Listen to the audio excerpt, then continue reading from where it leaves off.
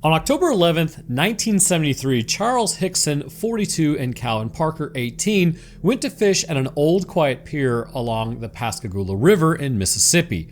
It was supposed to be a calm evening by the water, but what happened next became one of the most chilling and mysterious stories ever to be told. What they saw and what they say happened to them that night is almost too unbelievable to imagine. But that's not all. Years later, new voices came forward. Others claimed they experienced the same terrifying encounter. What really happened that night along the Pascagoula River? Today we'll talk about that mystery, including Charles and Calvin's alien abduction, or at least alleged alien abduction. By October 1973, Charles Hickson and Calvin Parker had known each other for a few years. Charles, an older man in his 40s, had been good friends with Calvin's father. Over time, their bond grew through things like fishing trips and often included Charles' two sons and a young Calvin. It was during these quiet days by the water that Calvin came to admire Charles, not just as his dad's friend, but as someone he could trust. When Calvin turned 18, he was young, engaged, and ready to start a new chapter in life. But he needed a job to support his soon-to-be wife.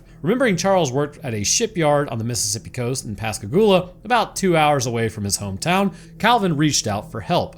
Charles didn't just help him find a job, he also offered him a place to stay, renting him a room in his own home until Calvin could save up and then settle down with his bride. Excited about his fresh start, Calvin moved to Pascagoula in early October, and life seemed to be falling into place. Just a few days into his new job, Charles suggested that they go fishing after work, a familiar hobby that they had always enjoyed, and it did bring them closer. But that Thursday night, on October 11th, 1973, would be like no other fishing trip that they had ever taken before. It was a night that would bond them in ways neither one could have ever imagined and haunt them for the rest of their lives. The fishing spot that they picked that night was just off Highway 90 on the Pascagoula River. It was an old steel pier, quiet and worn, where they could settle down with their fishing tackle and bait and just enjoy the evening. Sometime after 6 p.m., the two men cast their lines into the dark, still waters. It was a calm but strange night, with the moon offering enough light to see, but not much else. As the hours passed, the fishing was slow and frustration began to set in because, if you run out of beer, what else are you supposed to do? Calvin in particular was ready to kind of pack up and find a better spot. In his book, he later described how he was feeling fed up when something unusual caught his eye. Out on the water, he noticed a strange, hazy blue light. At first, it kind of reminded him of flashing lights on a police car, but this wasn't law enforcement. What Calvin saw was far more unbelievable. A large, oval-shaped craft was hovering just above the river, about 2 feet off the ground. It looked about to be 8 feet tall and shaped like a football. The entire object pulsed with a soft blue glow, lighting up the dark water as it silently drifted closer to the men. Charles Hickson, in his 1983 book UFO Contact at Pascagoula, described the same strange craft in remarkable detail. He too recalled the object being about 8 to 10 feet high, football-shaped, and completely silent. On top was a small dome-like structure, and it had no wings, no windows, nothing that even resembled any kind of aircraft Charles had ever seen in his life. The strange object continued to float towards the pier, its blue light pulsing steadily as if it were alive. Whatever it was, wasn't from this world. It was then that the craft suddenly lit up, glowing brighter than before. Moments later, a door opened, revealing something no one could have ever expected. From the opening, 3 strange humanoid beings emerged. Both Calvin and Charles would later describe these creatures in chilling detail, a description that has remained the same for decades. The beings were gray, their skin wrinkled like old leather. They hovered just above the ground, moving in a way that mirrored the floating craft itself. Each was about 5 feet tall. Short kings rise up. With heads that seemed to connect directly to their shoulders, there were no visible necks to be seen. Where ears should have been, there were strange pointed structures resembling noses, and instead of mouths, there was only a thin slit. Their hands were even stranger. Instead of fingers, they had pincer-like claws, sharp and crab-like. As the creatures floated towards them, Calvin began to scream in terror, as I think all of us would. The humanoid figures weren't just approaching, they were coming directly for the men. Before either could react, the beings grabbed them and began pulling them towards the glowing craft. And that's when you start throwing elbows. In their testimonies, both Calvin and Charles insisted they couldn't fight back. That sucks. It was as if they were under some kind of control, their bodies frozen as the beings led them aboard the mysterious ship. Once inside, the men experienced separate and terrifying ordeals, abduction experiences that neither could fully comprehend. Philip Mantle, an expert on UFO research who has studied the Pascagoula case for years, convinced Calvin Parker to finally share his story in 2018, a decision that revealed shocking new details. Mantle continued working with Parker until his death in 2023, co-authoring a groundbreaking new book with Dr. Irena Scott. Together, they revisited both old and new evidence, presenting a comprehensive and unsettling look at that night in 1973. What makes this case so compelling and exceptional within the world of UFO encounters is the unique nature of these creatures. Unlike common depictions of aliens in science fiction, the beings Calvin and Charles described seem completely original. UFO researchers who have examined the case have searched for similar reports from around the world but found nothing quite like it. This raises an important question. If someone were trying to invent such a story, why wouldn't they just draw from existing depictions of aliens in books and movies? Neither Calvin nor Charles had any artistic skills, making it even harder to imagine them fabricating such distinct details. The creatures were described as gray humanoid figures with the wrinkled skin as mentioned. They were hovering rather than walking and appeared almost robotic in their movements. Both men mentioned the claw-like appendages in places of hands, a highly specific and unusual detail for anything to have really. These were not vague or generic aliens. The descriptions were precise and very consistent. The incident also caught the attention of Dr. J. Allen Hynek, a renowned UFO researcher who was a former skeptic. Hynek conducted his own investigation in the Pascagoula case and found the witnesses, Charles Hickson and Calvin Parker, to be credible. Hynek called it one of the most compelling cases he had ever encountered, noting that the sincerity of the two men and the corroborating details made it nearly impossible to dismiss their claims. The men's experience aboard the craft only deepens the mystery. Charles described being restrained by two beings, feeling a sharp pain in his left arm almost instantly. Then, something even stranger happened. He saw what he called a big eye emerge directly from the interior of the wall of the craft. It seemed to observe him, adding another layer of fear and confusion to his experience. Charles was forced to keep his eyes open, powerless to move. Though he felt no physical pain, his fears were overwhelming, so much so that he wished for his life to end just to escape this nightmare. Meanwhile, Calvin was enduring his own horrifying experience. Unable to move or speak, he felt himself being lifted off the ground and floated towards the craft. He was drawn into a bright room where one of the gray wrinkled beings laid him on a table angled at about 45 degrees. The creature then left him alone in the blinding light as a series of strange clicking noises filled the room. Calvin described seeing a small blue square-shaped object about the size of a deck of cards that seemed to scan his entire body. At one point, Calvin encountered a different being unlike the others. Smaller and less frightening, it somehow radiated a sense of calm. According to Calvin's account, this being telepathically reassured him, telling him not to be afraid. But the fear didn't subside as further examinations continued. Eventually, Calvin felt himself floating once again before finding himself back on the riverbank beside Charles. They were both in the exact spot where they had been taken, but they were shaken to the core, utterly traumatized by what had just happened. After the encounter, the two men sat down to discuss what they should do next. Calvin was adamant that they should tell no one. He feared people would think that they were crazy, especially since he was just set to marry in November, and he's like, I don't want to deal with that. So as his fiance was only 16, Calvin needed her father's consent to even marry, and he was convinced that if word got out, her father would refuse. Charles, however, insisted that they report the incident. As a veteran who had seen combat in the Korean War, Charles had a life experience, or a life filled with experiences, that helped him handle the fear better than Calvin, who was just 18. Reluctantly, Calvin agreed to compromise. He would admit to seeing the UFO and the creatures, but beyond that, he would claim to have passed out and remembered nothing else. When they reported the event to the sheriff later that night, Calvin was visibly trembling and stuck to the story that they had agreed on. The event that night left Calvin Parker desperate to avoid the public eye afterwards. He feared ridicule and struggled with the sheer terror of what had happened. That's the problem with the frontal lobe not being fully developed. You struggle with things that you might not otherwise.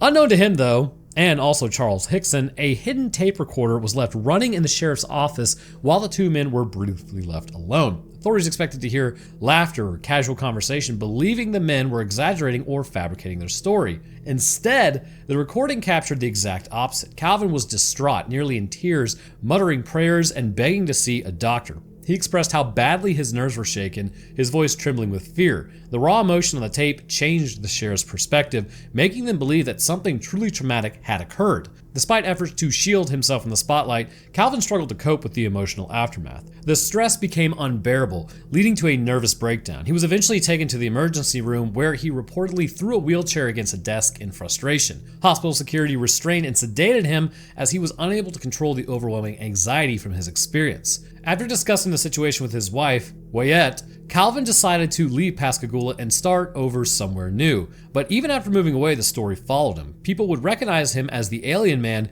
and request interviews, forcing Calvin to uproot his life again and again. In one instance, he changed his name to escape the attention, but it backfired when his employer discovered his social security number didn't match and fired him. For years, Calvin avoided sharing his story, speaking in detail only to a select few like Dr. J. Allen Hynek shortly after the incident. But the weight of that night continued to linger. The trauma cost him his sense of peace, his anonymity, and even his marriage ultimately. After 7 years together and one daughter, Calvin and Wyatt divorced. The strain of the constant media attention had taken its toll. Calvin mentioned in his 2018 book that they had no private life. The press would follow him everywhere, even to work. Despite their struggles, the couple reunited and then remarried in 1996, both a little older and wiser and better prepared to face the challenges together. Calvin often credited Wyatt for being a key reason he eventually decided to tell his story and shared the truth about that terrifying night. In 2018, Calvin finally revealed the complete set of details of his experience within his book. What happened next was pretty much,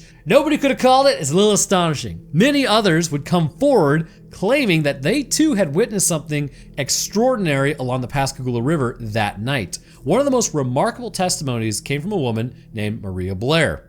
According to UFO researcher Philip Mantle, Calvin's book and subsequent interviews had drawn national and international attention. A short 8-minute documentary about Calvin's story was then posted online, and it caught the eye of someone who left a comment. "My mom and dad were on the other side of the river that night. They saw the UFO too." This comment immediately grabbed Mantle's attention. After some digging, Mantle then tracked down the commenter, a young woman on social media, and asked if her parents would be willing to talk. The parents turned out to be Maria Blair and her husband, and they agreed to share their story. Maria explained that her husband had worked on an offshore oil rig, and they had been waiting in their car near a pier on the opposite side of the river that night.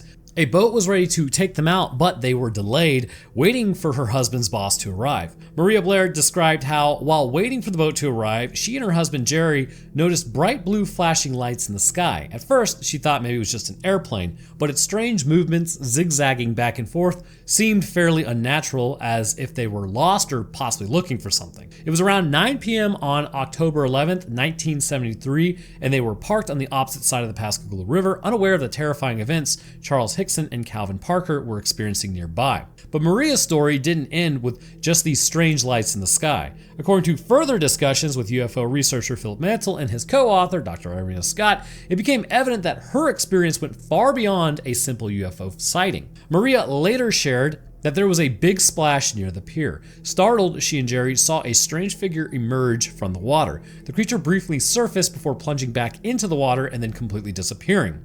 Maria was absolutely terrified. Earlier, they had walked down to the pier to put her husband's clothes onto the boat, but now in a panic, she fled back to the car. While she thought only a short time had passed, the clock showed it was now around midnight. 3 hours seemed to have vanished in an instant. This missing time was deeply unsettling. Across the globe, missing time is often cited as a key sign of alien abduction. As Maria continued to speak with Mantle and Dr. Scott, her fragmented memories of that night began to surface. She started to believe that, like Calvin Parker and Charles Hickson, she too had experienced something extraordinary and unexplainable. As for her husband Jerry, he hesitated to fully embrace Maria's account. While he reluctantly admitted seeing a blue craft hovering over the water, he did not initially confirm her claim about the humanoid figure emerging from the river. However, as time went on, even Jerry's stance on the strange night would begin to change. Jerry Blair, gravely ill and preparing for a major operation, finally confessed to seeing the same creature his wife Maria had described.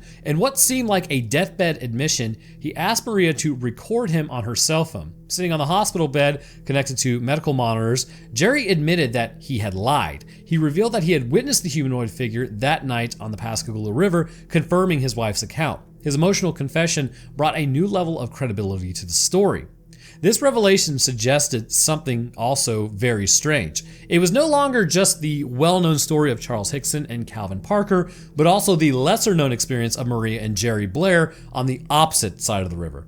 Although Jerry survived his time in the hospital, his health continued to decline, and he passed away not long after. Before his death, Maria managed to document more details about what she had seen that night. According to her notes, Jerry described seeing multiple beings about 6 feet tall with gray skin. He recalled being grabbed by two of the figures who restrained him and then took him aboard the spacecraft. There, he underwent basically unwanted medical examination, as they call it. Maria, on the other hand, could only remember being outside of the craft. She described intense blinding lights so bright they hurt to look at. Over time, as Maria spoke to Dr. Scott and the UFO researcher Philip, more memories of the night began to surface. After Jerry's death, Maria decided she wanted to try hypnotic regression to unlock the rest of her experiences. A professional hypnotist was arranged to perform the regression at Calvin Parker's house. To ensure unbiased results, the therapist was given no prior details about Maria's story. The session was a turning point, as what emerged left everyone, including the therapist, completely stunned. In a deeply altered state, Maria began to recall vivid and unsettling details. She spoke of the beings that grabbed her and how she felt completely helpless, floating and hearing only muffled sounds. Under the being's control, Maria was restrained, unable to move, and she described being laid on a table. Her memories, guided carefully by the hypnotherapist, revealed moments of strange resistance. It seemed as though the beings were using some kind of mental barrier to stop Maria from fully remembering what had happened. The hypnotherapist had to work past these blockages to help Maria reclaim her memories. The session was documented extensively by Philip Mantle and, again, Dr. Scott, including professional video recordings, photographs, and a full transcript later published in the 2023 book Beyond Reasonable Doubt. Maria described her horrifying realization during the session. She whimpered as she revealed, "It has control of me." She explained that the beings were collecting her DNA and her eggs, stating that they didn't want her to know what they were doing. As her memories emerged, Maria believed the beings were creating something, a hybrid creature capable of walking unnoticed amongst humans. This revelation stunned the researchers, as it suggested the beings had a specific purpose for Maria that night. She later speculated that she was the true target of the abduction, while Charles Hickson and Calvin Parker were merely caught in the middle of her encounter. Maria and her husband Jerry had planned to be at the river that night, while Charles and Calvin's presence was unplanned, a last-minute decision after work. The concept of alien-human hybrids and DNA collection is both terrifying and, it's been sensationalized, I guess, and it's kind of challenged even seasoned researchers like Philip and Dr. Scott. The idea seems pretty far-fetched, but the regression session, I guess, why that rhymes, I don't know, provided consistent and detailed memories that were difficult to ignore. Maria's testimony under hypnosis suggested a deliberate and calculated purpose behind her abduction. The publication of these findings were controversial, particularly the inclusion of the hypnotic regression. Hypnosis, like polygraph tests, have been debated for their reliability. Mantle and Scott were aware of this, but felt it was important to include every piece of evidence for readers to judge for themselves. Their goal of the book wasn't to convince anyone, but to lay out the research and then let people decide. The Pascagoula abduction case has a wealth of evidence to examine, and the book by Philip Mantle and Dr. Scott reveals many of these details, which they're little disturbing. Countless additional witnesses would then come forward, sharing their testimonies about strange lights being seen while driving along Highway 90, or at least nearby, to a young man who noticed changes in the vegetation around the riverbank the day after Charles and Calvin's encounter. Philip Mantle shared a remarkable detail. He spoke about how the area where the UFO had been actually had no vegetation, while the surrounding area remained unaffected. A young man, now an adult, remembered how he had gone to the location with a friend after hearing about the incident. They biked to the spot and then found a patch of tall grass completely missing. It wasn't cut or burned, it was just simply gone. That's what we like to call a scorched earth. Several people reported similar observations, and though some dismiss it as anecdotal evidence, Mantle points out that even anecdotal evidence can be powerful in court, especially when multiple witnesses share the similar accounts. This case has enough of this type of evidence, and in his research, Mantle discovered around 30 to 40 witnesses. As he dug deeper, he also revealed compelling documentary and photographic evidence that has previously been thought lost. Mantle recalled, "When I first started working with Calvin, I asked if he had any documents or photographs, and he told me he had nothing. His house had been flooded by Hurricane Katrina, and everything was lost. So I began contacting others to see if they had anything." He reached out to the Center for UFO Studies, which had been founded that year. They sent Mantle a PDF, mostly containing newspaper cuttings, but in the middle of them was a fascinating one-page typewritten document dated October 13th, 1973, 2 days after the encounter. It described both Calvin and Charles being stripped to their underwear for examination and revealed that Calvin had a puncture wound on his foot and that Charles had one on his arm. Both men had reported feeling these injuries during the encounter. Months later, Mantle received an unexpected email from the Center of UFO Studies, and this email contained photographs that matched the description in the document. These photos showed minor injuries on Charles' arm and Calvin's foot, consistent with what they had been described to basically have received in 1973. For example, Charles said that he had felt pain in his left arm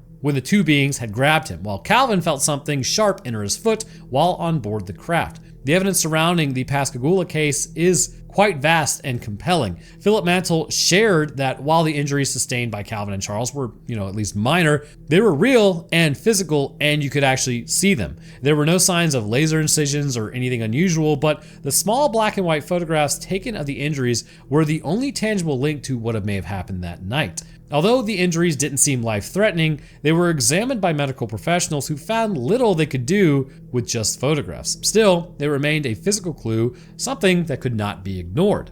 Philip would go on to say that in many ways, the Pascagoula case is almost perfect. It has all the key elements, the witnesses, the physical evidence, and the strange happenings that night. He believes this case should be studied more closely because it's one of the clearest UFO encounters ever recorded. Maria Blair, who had a similar experience on the opposite side of the river that same night, speculated that the abductions were linked to an alien-human hybrid program. However, the true motive behind why these creatures, whether extraterrestrial or something else, interact with Calvin and Charles, and still remains a mystery as to why they even did it in the first place. Why were they chosen? What was the purpose of their actions? Do aliens need to just chill out? Probably option 3. So Philip often speculates about the nature of these beings being involved. He wonders, as many researchers do, why aliens, if they are aliens, would act in ways that seem so illogical or even nonsensical. For instance, why would these beings abduct people, subject them to invasive procedures, and then return them to the same spot, seemingly without a clear reason? Even researchers like Philip are puzzled by these oddities, and Calvin Parker, until his day he died, was seeking answers. But no matter how much he searched, he could never really find a rational explanation that fits a bizarre event of the night. Perhaps the most striking part of the Pascagoula case is how it represents the human struggle for understanding. This wasn't just about aliens or UFOs, it was about one man, Calvin Parker, trying to come to terms with an experience that changed his life forever. For many years, Calvin ran from what had happened to him. It was real, terrifying, and confusing, but he couldn't ignore it. He didn't welcome it and he didn't enjoy it, but he couldn't forget it either.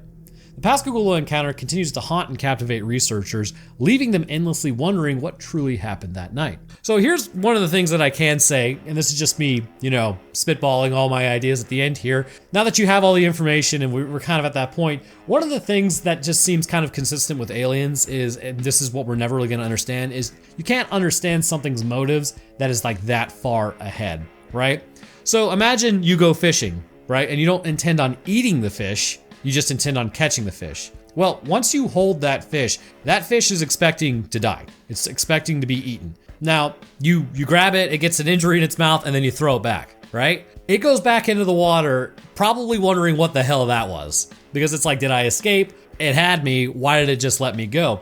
And I think the reality is some people just enjoy fishing, There's not really a rhyme or reason, they just do. So, but something like a fish could never comprehend why a human would want to catch it and then not keep it, right? It's just not how their view, I guess, of the reality that they live. It's not really much going on neurologically with a fish, but the view that they have of all of their existence is quite different than what humans would view. So if you extrapolate that outwards, it could be literally the same thing with humans. Like, here's this horrifying situation that happens, but to them, it's just kind of like, well, this is just life. This is like, we're beyond what you can really comprehend. And maybe one day humanity will get there, but I think if you were to take such a highly advanced race and then try to understand it through human terms, you're never really going to figure out why they are the way that they are, because you have to be those things and have to have those understandings to really understand it. It's the same concept as if we ever do meet an alien species like out in the open, you shouldn't try to shake their hand, because while in our culture that might mean, oh, hey, I'm showing you I have no weapons in my hands, like it's a safety thing, like that is how humanity greets one another typically. For another species, that could be a sign of aggression, because you're basically shoving an appendage that you have at them, and they're like, oh, that's aggression, so let's attack. Or even our languages. It's like, where do you begin to even make a crossover to understand what they're saying or what we're saying, because there is no common ground. I mean, basically human behavior, like body language, which is a big part of human communication, that can be understood that even if somebody's speaking a different language, if they're talking to you but their body language says aggression or their body language says something else. I mean, humans have been hooking up with humans who don't even speak the language now forever. You can read the situation, but if you have a completely separate species, you're not going to be able to read the situation. You're not going to understand it. You're not going to have anything to base it on. So what might be just, oh, hey, we just wanted to take a quick sample of your DNA and just kind of see what that's about and see like how your species is evolving on this planet. You know, to us, it's like, what in the sweet hell is that? And that's obviously going to induce panic, which is going to color the entire experience. Now, would I want to be grabbed by a bunch of clawed gray aliens? Absolutely not, and I hope that never happens. That does not seem like a good time. But what just seems to me is what could be mundane to another species is absolutely not mundane to humanity. And what's mundane to humanity is definitely not mundane to the other animals that are on this rock with us. And one of the big things is also, you take other animals, right? Those animals are terrified. Like in the wild, they're terrified of humans because we walk upright, we don't have a lot of hair on us, we make weird noises constantly. So it's like bears obviously could take us out. A lot of times bears run away. A lot of times mountain lions run away. A lot of times like coyotes and wolves will avoid humans because we're just weird. So it's probably very entrenched in our own perceptions, considering we live on this rock, that if we see something else like that, we're like, ooh, God, what is that? But then there's the whole religious aspect, which says aliens don't really even exist in the first place. They're just demons kind of screwing with humanity. I can't call that. I think the universe is a really big place, and it just kind of seems weird to me that humans, or at least life on this rock, would be the only life that evolved anywhere. But who's to say? Anyhow, yeah, I'm gonna leave that up to you though. Do you think this was an actual encounter, or do you think it was something else? Let me know down in the comments. I want to thank my patrons real quick because they're absolute ballers. At the Literal Wendigo tier, we have Grayson West, the Michigan Dog Man, Monkey Man, and Not a Pickle, as well as Stupid Fox. Thank you guys for your awesome support. At the Eyewitness to the Event tier, we have the Beaver Malaga, not the Beaver Malaga, but Beaver Malaga, and Dragon Master Knight. At the First Hand Accounts tier, we have Pimp Daddy, Shamrock, and Yeeps. And at the Second Hand Accounts tier, we have Bianca, Fred Rush, and Troy. And to the rest of my patrons, I do appreciate y'all's support as well. It goes a long way towards helping everything stay running smoothly. So thank you. If you enjoyed the content, please leave a like. And if you want to subscribe to hear more of these things, then please do, as the channel is growing. But all right, that's going to do it for me. I hope everyone enjoyed, and I will see y'all in the next one.